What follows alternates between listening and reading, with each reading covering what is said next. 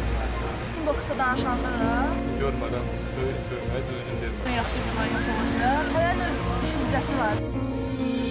Nəyə görə boks belə də pis söyləyir. Məncə düzdür.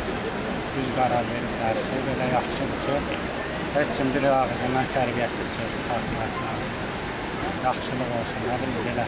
Çox qızlar və yaxud oğlanlar öz adları ilə girmir. Yəni bir oğlanın 5 dənə profili ola bilər.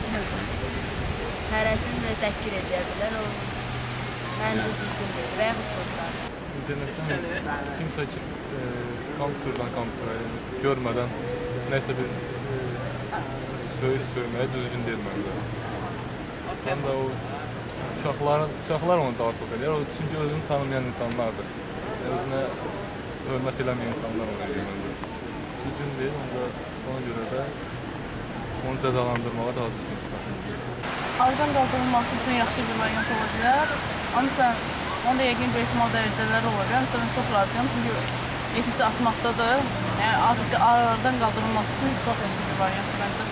Yəni, tam cinayət səviyyəsi olmasa belə müəyyən bir məbləğdə ödəniş ola bilər.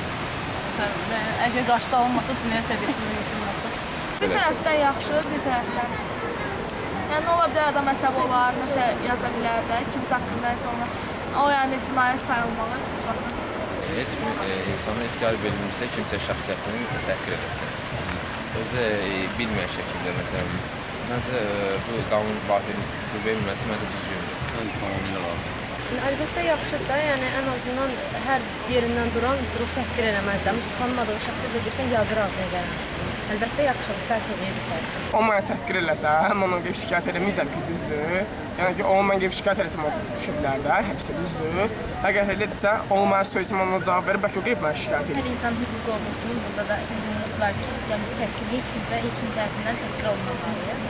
Və məncə çox gözəl düşünür, həqiqdən lazımdır. Hələn öz düşüncəsi var da, əgər onu öz səviyyəsini sıvışdırdığı deyilsə onu, məncə birinci insanlar şüurunu düzəltmək lazımdır ki, onu yazmasın. Qanun çıxarıb nə qədər cərimə sənə nə qədər xeyir ola bilər. Amma yenə də bir müddətə kim təsir edəcək, ona bir müddətə sonra təsir edəcək, yine eyni şey olur. Onu yazan yenə baxın nə məqsədlə edəcək.